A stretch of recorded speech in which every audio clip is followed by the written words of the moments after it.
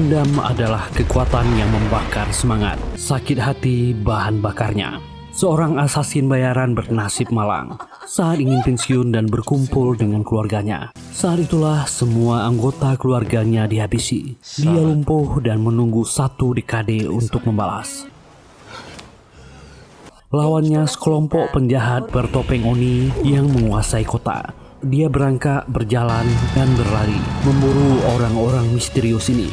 Inilah Demon City atau Kota Iblis. Film ini penuh adrenalin dan gelut tingkat barbar. Selamat menikmati. Mimin akan tampilkan setiap pertarungan di film ini. Dibintangi oleh Iko Tatoma, Oni Matsuya, Touma Ami, Higashide Mashiro, dan Suraga Taro. Tanpa lama-lama, yuk kita gaskan!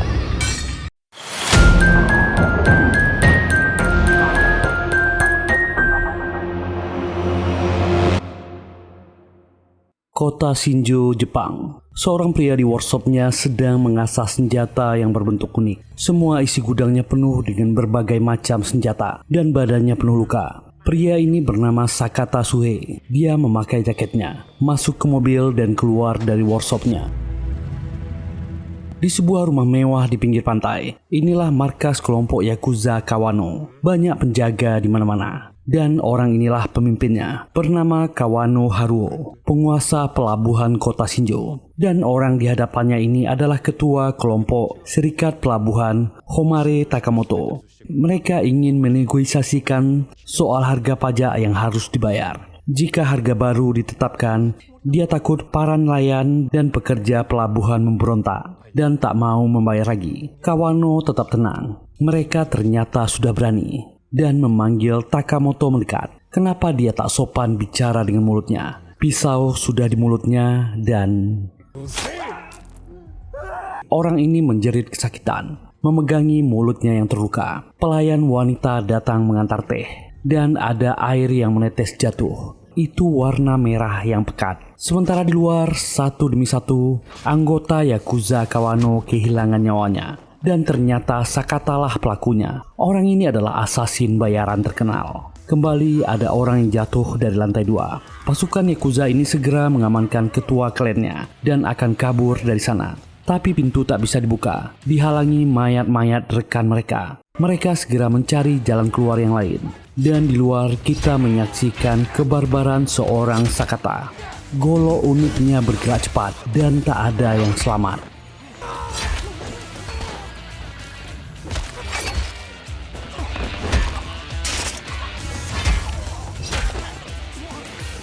Bos Yakuza ini berhasil sampai di luar dan langsung naik ke mobil. Tapi si sopir sudah meninggal. Dia segera keluar. Tangan kanannya Otto sangat geram dan penasaran apa yang terjadi. Sementara semakin banyak korban berjatuhan, Golo orang ini sangat ganas. Dan tiba-tiba Otto menyerangnya. Dan baku gelut barbar itu dimulai. Takamoto bersembunyi.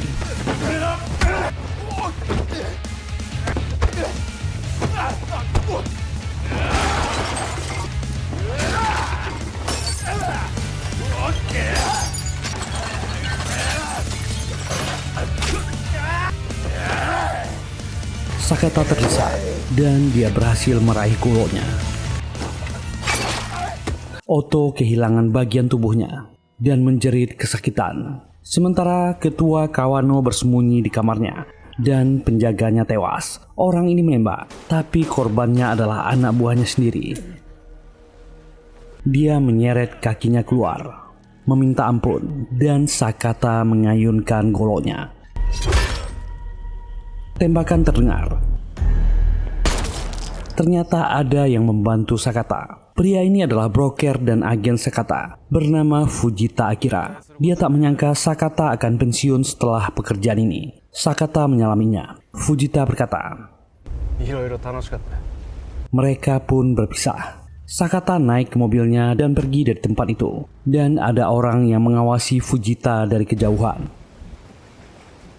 Malam itu hujan turun lebat. Sakata kembali ke rumahnya. Siapa yang sangka asasin berdarah dingin seperti Sakata memiliki keluarga yang hangat. Istrinya Sakata Aoi dan putri kecilnya Sakata Ryo. Mereka keluarga yang harmonis, apalagi Ryo sangat menyayangi ayahnya. Istrinya meminta suaminya untuk mandi dulu. Sakata pun bicara, mungkin mulai besok dia akan mencari pekerjaan baru. Aoi cuma tersenyum dan mendukung suaminya.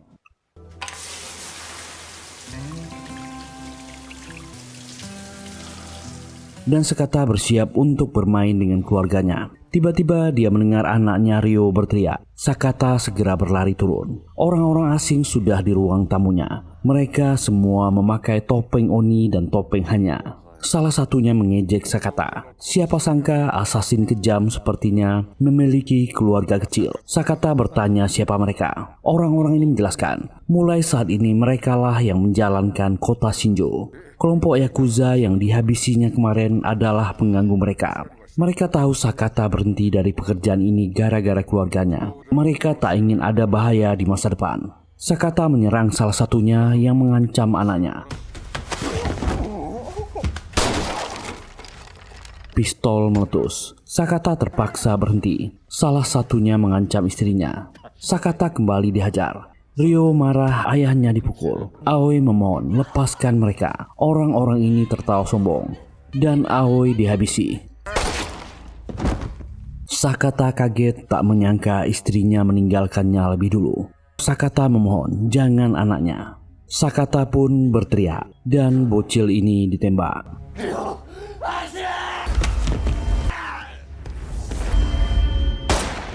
Sekarang dua orang anggota keluarga yang paling disayanginya meninggal. Sakata linglung, tapi dia ditahan oleh orang-orang ini. Orang berjas hitam dengan topeng oni emas ini adalah pemimpinnya.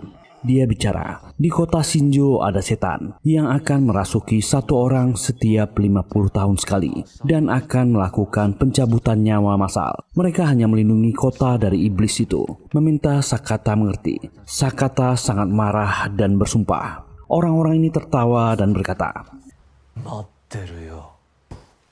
pistol ditodong ke kepala Sakata dan meledak. Rumah kecil yang hangat itu hilang. Tragedi itu diberitakan media. Terjadi sebuah penembakan di kota Shinjo. Tersangka Suhei Sakata menembak istri dan anaknya, lalu menghabisi dirinya sendiri. Tetangga pun memanggil polisi. Inilah Demon City. 12 tahun berlalu dan ternyata Sakata masih hidup. Dia bisa diselamatkan, tapi tubuhnya dalam kondisi tubuh vegetatif. Tubuhnya lumpuh dan hanya otaknya saja yang berfungsi. Pria di mobil ini Roshid, imigran India yang bekerja untuk Fujita Akira, teman Sakata. Dia segera turun dari mobil dan membantu bosnya menaikkan Sakata ke mobil. Fujita menyuruhnya cepat. Selama dalam perjalanan, Fujita sangat kasihan dengan keadaan temannya ini. Mereka sampai di kawasan industri kota Shinjo. Dan inilah kenyataan gelap kota ini. Tempat kumuh gelandangan PSK di mana-mana. Fujita berkata, hanya dalam satu dekade kota ini berubah. Mereka berhenti di sebuah komplek. Roshid menurunkan Sakata dan membawanya ke apartemen murah. Fujita menyewa apartemen ini untuk temannya. Dan Roshid adalah pekerja yang ditugaskan mengurus semua keperluan Sakata. Tubuh Sakata tak merespon, tatapannya kosong, dan Roshid memberinya makan. Rambutnya dirapikan, mengurus keperluannya. Hari itu Roshid pulang dari membawa Sakata jalan-jalan. Saat akan naik ke tangga, seorang pria menyerang Sakata. Pisau menancap di lengannya. Ingat dengan Otto, tangan kanan Yakuza Kawano di awal film. Tangannya telah menjadi korban Sakata. Dia marah dan mengusir Roshid. Tapi melihat keadaan Sakata yang sudah cacat, membuatnya tak bisa meneruskannya dan hanya bisa berteriak marah. Balai Kota Daerah Shinjo. Sedang ada pengumuman penting dan press release yang dilakukan wali kota. Inilah penguasa kota Shinjo, Ryu Sunohara, yang sudah menjabat menjadi wali kota selama 2 periode. Reporter ini memuji kemajuan kota Shinjo. Apa rahasianya melakukannya? Sunohara berkata, kota Shinjo berubah tak kebetulan. Ini berkat keberanian para warga. Wali kota hari itu mengumumkan dalam 6 bulan mereka akan membuka area terpadu Resor Mahoraba. Itu adalah pusat belanja dan hiburan yang terpadu. Semua fasilitas lengkap dan diharapkan menjadi sumber utama pemasukan kota Shinjo. Dan inilah bangunan yang ada di dekat area pantai kota Shinjo. Dan seorang wartawan bernama Kamiyama bertanya, dia sudah mendengar kota Shinjo memang berubah. Tapi banyak kejadian misterius yang terjadi di kota. Penentang dan penemo bangunan resor Mahoraba banyak yang menghilang. Wali kota Sunohara memarahi wartawan ini. Apakah ini fakta? Menurut penyelidikan polisi, peristiwa itu tak pernah terjadi. Meminta wartawan ini tak mencoreng reputasi kota. Orang ini terpaksa diam. Dan malam itu ada 2 orang di mobil. Wartawan Kamiyama dan narasumbernya Takamoto. Orang yang berhasil selamat waktu Sakata menghabisi Yakuza Wakano. Orang-orang bertopeng itu disebut Kimengumi. Mereka menyewa seorang asasin 12 tahun yang lalu. Dia adalah saksi mata, dan asasin itu menghabisi Yakuza Wakano. Dan sejak itu, Kinengumi mengambil alih pelabuhan. Mereka juga berdagang manusia. Dan kekuasaan Kinengumi menjadi nyata di kota Shinjo. Sejak Sunohara menjadi wali kota, kota Shinjo tampak lebih makmur. Dengan uang hasil kejahatan Shinengumi, Kamiyama membayar narasumbernya. Obrolan mereka tiba-tiba terhenti. Seseorang bertopeng oni merah menghampiri mobil, menghancurkan kaca mobil. Kamiyama kabur, tapi dia dikejar dan dihabisi. Takamoto juga tak selamat. Salah satu orang bertopeng lain menyeretnya. Takamoto meminta ampun. Dia akan meninggalkan kota ini besok. Dan Takamoto diminta menghabisi dirinya sendiri. Keduanya dibuat seakan-akan saling menghabisi. Sementara itu Fujita sedang bermain tenis meja. Masa lalu masih menghantuinya. Dialah yang membocorkan ke Shinengumi tentang keluarga Sakata. Walau orang-orang itu berjanji tak akan mengganggu keluarganya, Fujita merasa berdosa. Teleponnya berbunyi. Dia mendapat kabar dari Roshid. Sakata masuk ke rumah sakit. Petugas kepolisian ini adalah Kapten Shinozuka. Dia datang ke tempat Sakata dirawat. Kedua petugas di pintu kamar ini menjelaskan situasinya. Shinozuka berkata, dia akan berjaga di sini dan memberi kedua bawahannya uang. Belilah makan dan minum. Shinozuka masuk ke dalam dan ternyata kapten polisi ini adalah salah satu anggota Shinengumi. Orang ini memakai topengnya dan mengejek Sakata. Malam itu mereka menyangka Sakata meninggal. Ternyata dia masih selamat. Shinozuka menyuntikkan racun ke cairan infus Sakata dan masih tertawa mengejek kematian keluarganya. Dan tiba-tiba mata Sakata bergerak. Shinozuka melihat dari HP-nya, Sakata tiba-tiba bangkit dan dengan penuh amarah memegangnya. Dendam membuat orang ini bangkit, membanting kapten ini. Sakata pun gelut dengan kapten Shinozuka.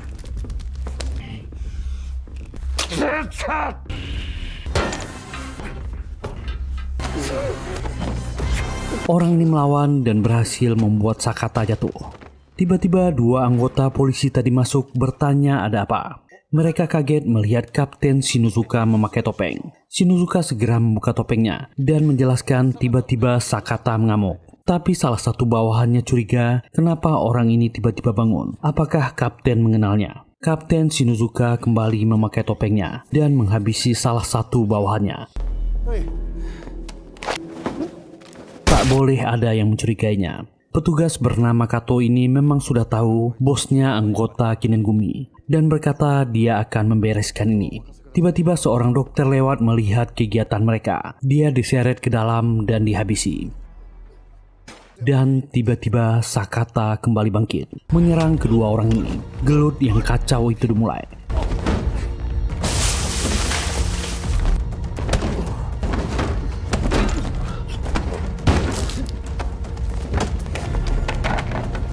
Kato terjatuh lewat jendela. Dengan kondisi tubuh yang kaku dan lemah, Sakata menghabisi salah satu orang yang menghabisi keluarganya. Kapten Shinozuka yang sombong tak menyangka nasibnya berakhir tragis. Rumah sakit menjadi heboh. Orang-orang melihat ada yang jatuh dari jendela. Dan kebetulan Fujita yang diantar Roshid sampai. Fujita sangat kaget. Temannya yang lumpuh tiba-tiba berjalan dan tertatih keluar dari rumah sakit. Sakata mengambil makanan di pintu dan mengisi perutnya. Bayang-bayang masa lalu mulai kembali dan tiba-tiba tubuhnya membaik dan segera masuk ke mobil. Kedua orang ini heran melihatnya dan mobil itu segera melaju. di sebuah pabrik pengolahan sampah. Ini adalah salah satu pabrik milik Shinengumi. Pabrik ini ternyata hanya kedok. Di dalam pabrik ini mereka memproduksi narkoboy. Para wanita dipekerjakan untuk memproduksi dan mengemas narkoboy. Dan salah satu anggota Shinengumi mendapat laporan Kapten Shinozuka tewas, dihabisi oleh Suhei Sakata. Kedua orang ini heran, Sakata bukannya sudah lumpuh. Dan di pelabuhan, orang ini sedang memindahkan gadis-gadis muda yang mereka culik. Mereka akan melakukan pengiriman. Orang bertopeng Oni rubah ini membawa salah satu gadis muda ke sebuah kamar. Dan dia bertanya kepada rekannya, di mana Sakata sekarang? Bos gudang sampah Kinengumi ini bernama Inuyama. Dia sudah tahu Sakata sedang bersama Fujita dan mengirim pesan padanya, habisi Sakata dan bawa mayatnya. Dan di sebuah kuil, salah satu anggota Kinengumi yang bertopeng Oni merah melapor ke Master Shinengumi. Suhei Sakata sadar dari komanya. Dia sembuh dari lumpuhnya dan membuat kekacauan. Inilah Master dari Shinengumi. Dia mengingat peristiwa hari itu, mengingat wajah Sakata yang penuh dendam, dan berkata, dia melakukan tarian topeng Oni dengan pedang.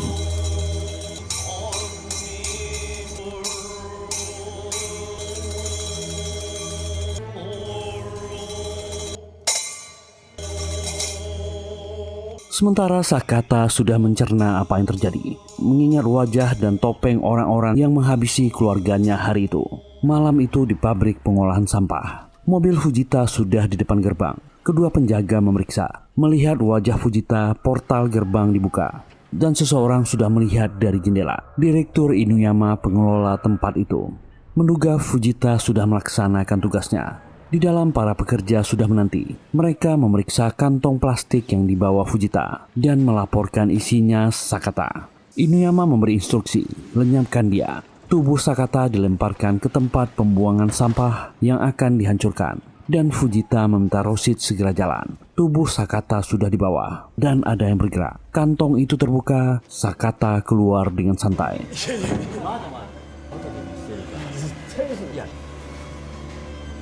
Dan mulai gelut. Orang-orang ini sadar dan mengejarnya. Mobil Fujita sudah di depan gerbang. Inuyama kaget melihat pertarungan di bawah. Dia berteriak marah dan segera mengkonsumsi narkoboy untuk memberinya adrenalin.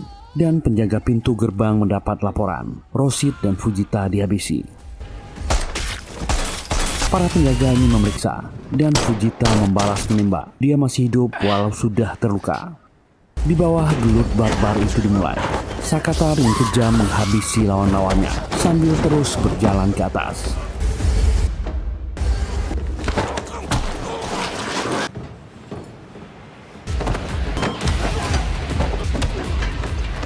Semakin banyak yang datang dan menyerang Sakata, bahkan mobil forklift. Para pekerja wanita mulai kabur dari sana. Sakata berhasil turun dan mendapatkan pisau. Kali ini senjata api.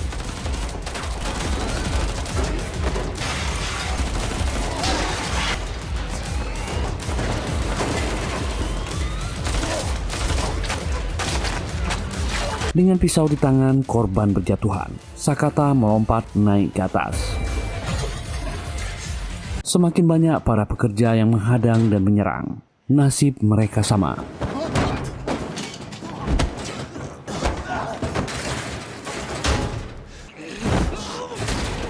Semakin banyak lawan yang dihabisi Sakata.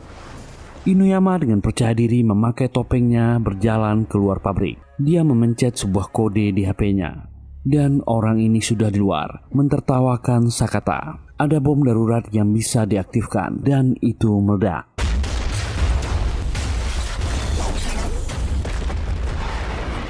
Inuyama segera melapor kepada Master Kinengumi. Dia terpaksa meledakkan pabrik dan tak punya pilihan lagi. Dan Inuyama tak percaya. Dari kobaran api sosok hitam keluar. Sakata masih hidup. Dia segera menutup telepon dan ingin menembak, tapi dia ditabrak mobil yang dikendarai Fujita.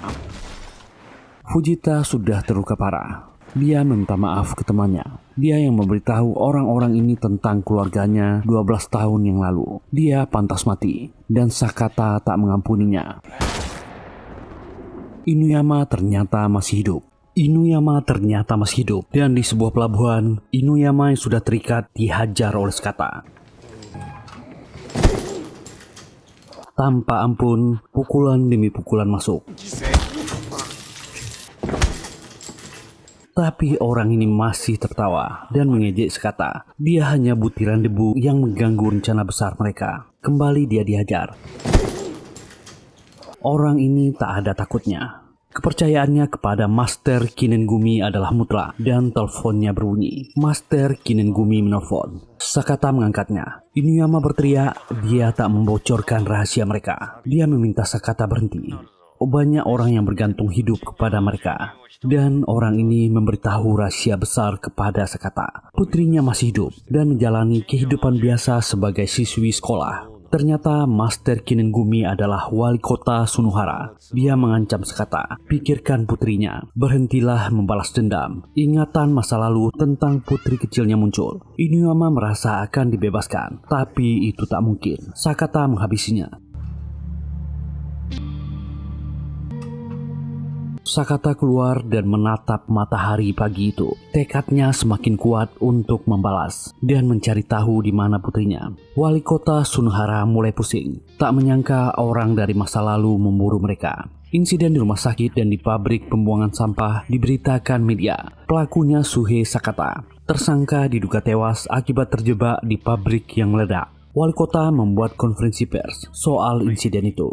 Dan inilah putri Sakata yang sudah remaja, Sakata Ryo. Dia sedang melihat berita yang menghebohkan kota Shinjo. Seseorang masuk rumah bernama Fuse Kanta. Dan orang ini adalah salah satu anggota Kinengumi. Dia membesarkan Ryo dengan tujuan lain. Ryo yang sudah lupa masa lalunya menganggap orang ini ayahnya. Ryo akan pergi ke sekolah. Dan Kanta mendapat telepon dari masternya. Dia berjanji akan menyelesaikan ini dan mencari keberadaan Sakata. Masternya mengingatkan Sakata tahu putrinya masih hidup. Dia harus hati-hati dan waspada. Ryo melakukan kegiatan ekskulnya. Ternyata gadis ini adalah atlet panahan. Seorang petugas kepolisian bernama Takigawa selesai bertugas di kantor cabang dan kembali ke apartemen kecilnya. Dia kaget melihat pintu teras terbuka dan seseorang sudah di rumahnya.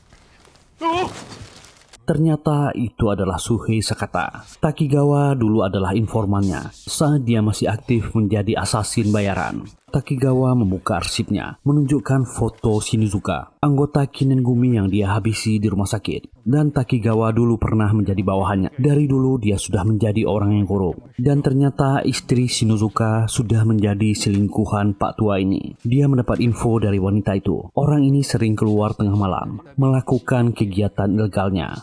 Dan Takigawa punya video bukti Kinengumi sedang mengeksekusi orang-orang yang menghalangi mereka. Lalu ada satu perusahaan keamanan Shinjo yang menjadi kaki tangan Kinengumi untuk menyelesaikan pekerjaan kotor mereka. Ketuanya bernama Fuse Kanta. Tanpa pikir panjang, Sakata langsung ke sana. Mulai mengamuk, naik lantai demi lantai. Di salah satu lantai, dia menemukan ruangan Kanta dan masuk dengan kunci yang tergantung di luar. Dan Ryo segera bersembunyi. Ada orang asing yang masuk ke sana. Mata Sakata langsung tertuju ke sebuah dinding. Banyak foto di sana. Itu adalah foto gadis kecilnya, dari kecil sampai remaja. Tapi ada pria asing di sebelahnya. Sakata shock dan kehilangan fokusnya. Kanta masuk dan ingin menembak. Karena ada Ryo di sana, dia menyimpan kembali pistolnya. Berpura-pura ramah memohon Sakata keluar dari rumahnya. Dia takut Sakata memberitahu Ryo. Sakata bergumam. Apa yang dia lakukan dengan anaknya? Dan segera menyerang Kanta.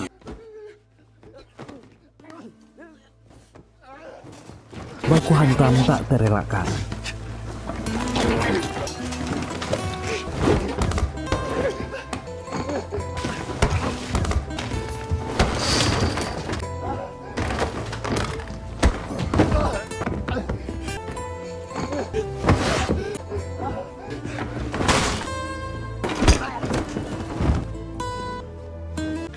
Kanta menembak.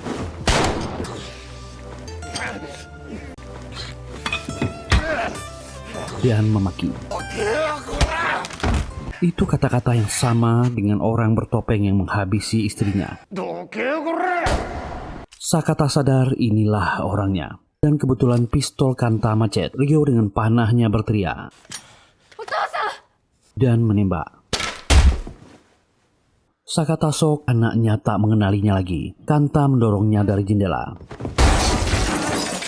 Melihat ke bawah, ternyata Sakata sudah kabur dengan mobil. Dan sudah ada orang bertopeng merah di belakang Ryo. Ternyata Takigawa lah yang membawa Sakata kabur dari tempat itu. Dia tak menyangka Sakata berani menyerbu perusahaan keamanan itu. Seorang diri, dia sudah gila. Sakata sangat shock dan hanya memikirkan putrinya. Takagawa berhenti, mencoba mengobatinya, mencabut panah itu. Dulu Sakata pernah menyelamatkannya, sekarang gilirannya. Dan sebuah telepon masuk dari nomor tak dikenal. Takigawa mengangkatnya. Ternyata ketika membawa Sakata kabur, dia sudah terekam CCTV. Orang itu ingin bicara dengan Sakata. Sunohara mengejeknya. Bagaimana rasanya melihat putrinya setelah sekian lama? Ternyata Ryo sudah ditangkap. Dia heran. Orang yang menganggapnya ayahnya cuma diam melihatnya di bawah. Sunohara memintanya datang ke gedung Mahoraba jika ingin putrinya selamat. Sakata tak bisa menahan emosinya. Dengan tubuh terluka, dia memacu mobil. Kedua orang ini sampai di tempat persembunyian Sakata. Tempat ini sudah berdebu. Disinilah tempat rahasianya dulu ketika dia aktif menjadi asasin. Takigawa kagum melihat tempat itu. Banyak peralatan dan senjata di sana. Sakata mengambil golok uniknya, memasang jaketnya, lalu memacu mobil lamanya.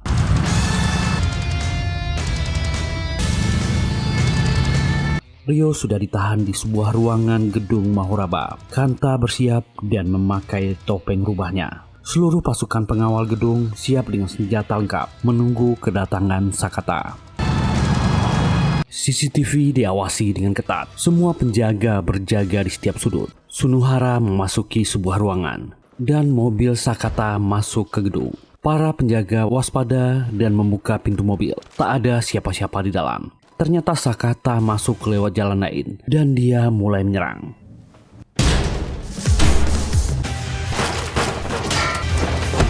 Golok bicara.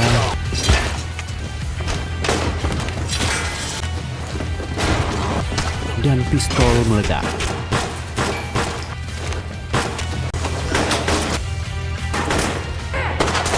Golok unik itu memakan korban. Pisau dan pistolnya merenggut banyak nyawa.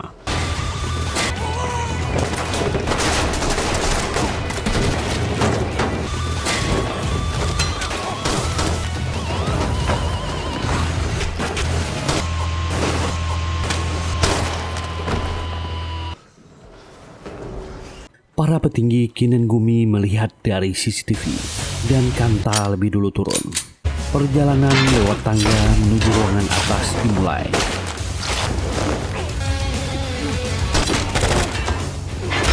Banyak nyawa yang melayang.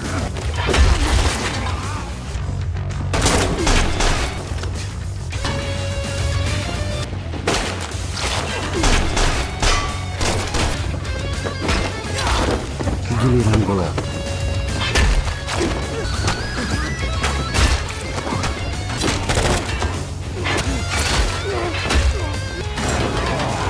Dan pistol menyala.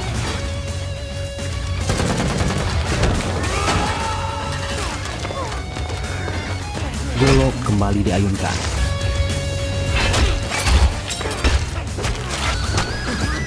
Luka di tubuh tak berarti apa-apa. Semua penjaga di tangga meregang nyawa. Dengan tubuh gontai, Sakata berjalan dan Kanta menyerangnya. Keduanya penuh dendam. Kanta dengan kerambit dan Sakata dengan golok uniknya. Kanta emosi dan menyalahkan Sakata.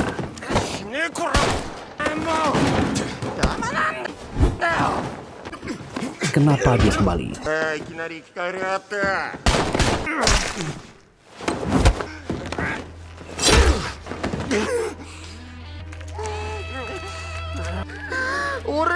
Harusnya Ryo menjadi miliknya.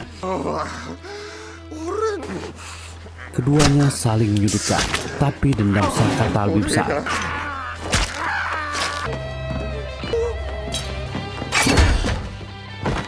Nyawa Kanta melayang, dan Sakata berteriak memanggil anaknya.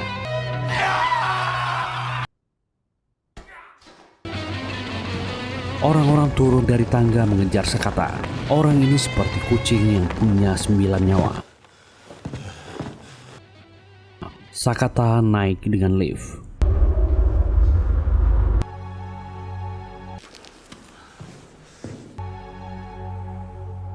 Ryo menanti di kamarnya dan mendengar keributan di luar. Tak sengaja Sakata masuk ke ruangan tempat Ryo ditahan. Ryo yang belum mengenali ayahnya kaget. Tapi pria asing ini tahu namanya. Sakata berkata, Ryo menggeleng. Dia tak terima orang ini ayahnya.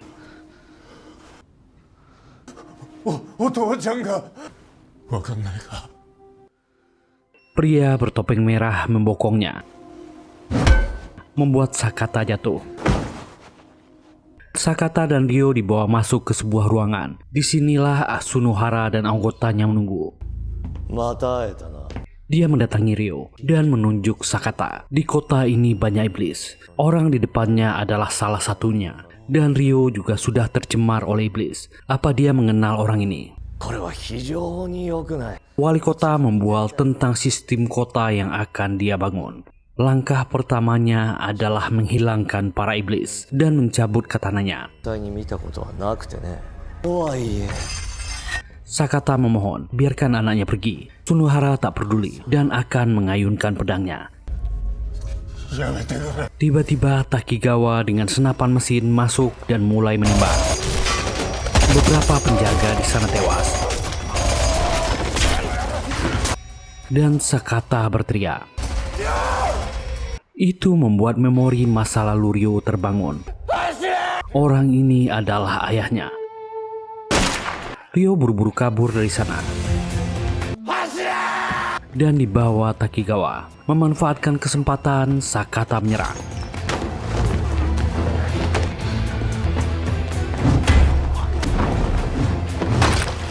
Orang bertopeng merah ini bernama Haruhara. Dia menghajar Sakata. Baku hantam gila dimulai. Keduanya sama-sama ahli senjata.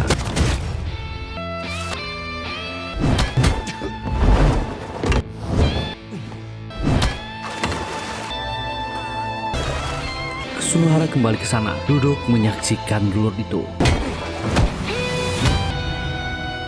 Sakata yang kepayahan terdesak.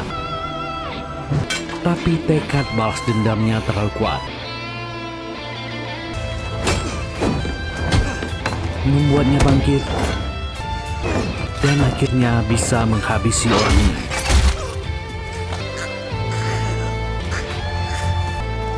Dan melemparkannya.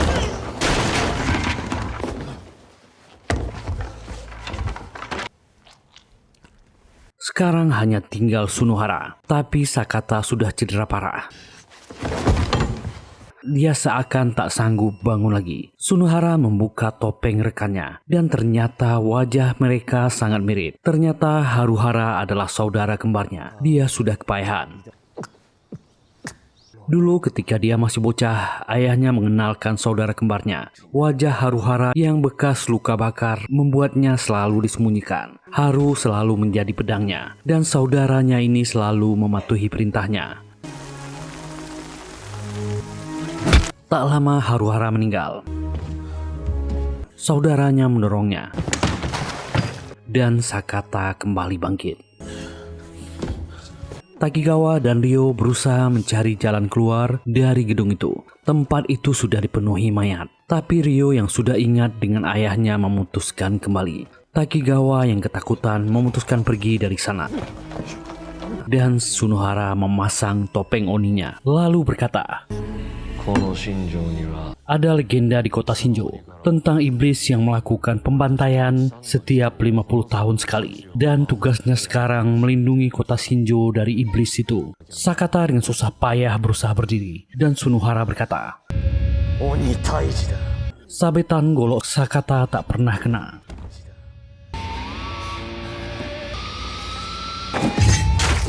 Kembali Sakata jatuh.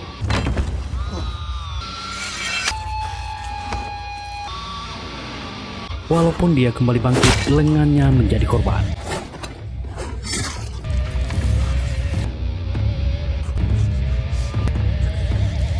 Dendam yang harus dibalas membuat Sakata melawan maut. Dia tetap melawan.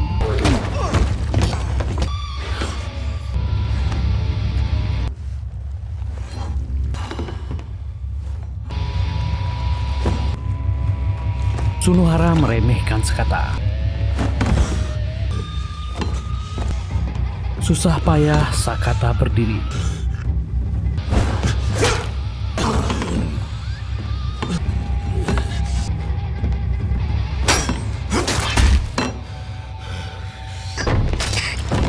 Sunohara yang percaya tahyul melihat Sakata berdiri dengan background matahari terbit dan yakin Sakata lah iblisnya.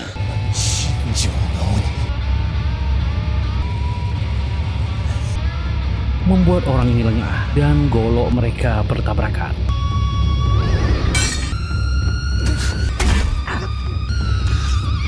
Sunohara mengira dirinya sudah menang. Tapi Sakata tertawa. Ujung golok menembus. Sakata menghabisi orang ini. Tapi Sakata juga jatuh. Dan Ryo menyusul ayahnya. Dengan tenaga terakhirnya Sakata bangkit. Ryo mendekati ayahnya dan tiba-tiba ada yang menembaknya. Ternyata Kanta masih hidup dan dia mengejar Ryo. Kemarilah mendekat padanya. Tapi Ryo yang sudah mengetahui kebenaran dengan geram berkata, Kanta berteriak marah dan nyawanya melayang. Sakata jatuh di depan putrinya. Sakata meminta maaf tak bisa melindungi ibunya. Maafkan dia. Di akhir hayatnya Sakata tersenyum bahagia. Anaknya sudah besar dan membelai rambut anaknya. Dan Sakata meninggal. Ryo tak bisa membendung air matanya dan memohon berteriak memanggil ayahnya. Petugas kepolisian dan medis datang menyelamatkan orang-orang yang terluka dan masih hidup. Ryo sudah di ambulan, tak menyangka dia akan mengalami ini. Di ruangan utama, mayat-mayat petinggi Kinengumi diangkat dan ternyata Haruhara masih hidup. Petugas bingung, gadis yang ada di ambulan sudah menghilang. 1 tahun kemudian, di kantor wali kota, media berkumpul dan mengucapkan selamat. Wali kota Sunohara kembali memenangkan pemilu. Dia berkata ke media, berterima kasih atas semua dukungan masyarakat. Dia meminta maaf atas peristiwa yang terjadi setahun yang lalu. Ternyata Haruhara yang menggantikan kakaknya. Orang tak pernah tahu dia adalah Sunohara yang palsu. Haru tak perlu lagi berada di bawah bayang-bayang kakaknya dan bisa menikmati kekuasaan ini sepuas mungkin. Dan seseorang berjalan di tengah hutan. Dia sampai ke kuil Kinengumi. Haruhara memilih topeng yang akan dipakainya. Haru mengambil topeng yang dipakai kakaknya. Dia adalah masternya sekarang. Dia sangat bahagia dan tertawa. Haruhara melakukan tarian persembahan.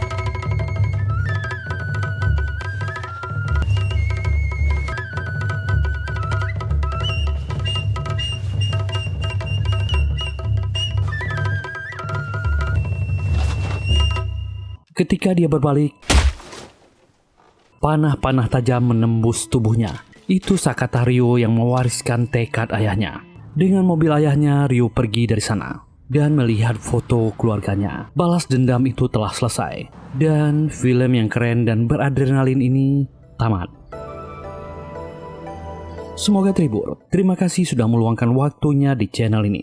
Kalau nggak keberatan, mohon dukungan teman-teman untuk kami. Silahkan tekan tombol like, subscribe, dan nyalakan loncengnya. Semoga kita semua diberi kesehatan dan rezeki yang lancar. Kita jumpa lagi di serial atau film kami selanjutnya. Bye.